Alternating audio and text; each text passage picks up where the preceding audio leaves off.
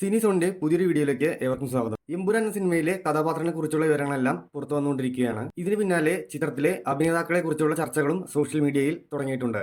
നിരവധി വിദേശ അഭിനേതാക്കളും സിനിമയുടെ ഭാഗമാകുന്നുണ്ടെന്നാണ് റിപ്പോർട്ടുകൾ.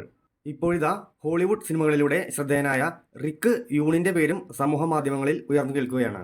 റിക്കിന്റെ വിക്കിപീഡിയ പേജിൽ കാണുന്ന സിനിമകളുടെ ലിസ്റ്റിൽ എമ്പുരാന്റെ പേരും ചേർത്തിരുന്നു. എന്നാൽ സോഷ്യൽ മീഡിയയിൽ ചർച്ചകൾ വൈറലായതോടെ എമ്പുരാന്റെ പേര് ഒഴിവാക്കുകയും ചെയ്തിട്ടുണ്ട്. കില്ലിംഗ് ഈവ്, വാരിയർ നൺ എന്നീ സീരീസുകളിൽ അഭിനയിച്ച ആൻഡ്രിയ ടിവദറും ചിത്രത്തിൽ പ്രധാന വേഷത്തിലെത്തുന്നുണ്ട്. ആൻഡ്രിയ ഇക്കാര്യം സ്ഥിരീകരിച്ചിട്ടുമുണ്ട്. എമ്പുരാന്റെ ഭാഗമാകാൻ കഴിഞ്ഞതിൽ തനിക്ക് സന്തോഷമുണ്ടെന്നും ആൻഡ്രിയ എമ്പുരാന്റെ പോസ്റ്റർ പങ്കുവച്ച് കുറിച്ചിരുന്നു.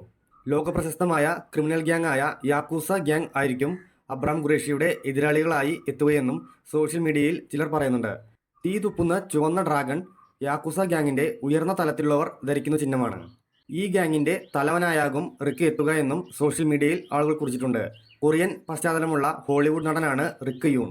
Fast and Furious, Die Another Day, Ninja Assassin, Olympus Has Fallen തുടങ്ങിയ സിനിമകളിൽ റിക്ക് ശ്രദ്ധേയമായ കഥാപാത്രങ്ങളെ അവതരിപ്പിച്ചിട്ടുണ്ട്. മാർച്ച് 27-നാണ് എമ്പുരാൻ തിയേറ്ററുകളിലെത്തുക. കൂടുതൽ സിനിമാ വാർത്തകൾക്കായി ചാനൽ സബ്സ്ക്രൈബ് ചെയ്യുക.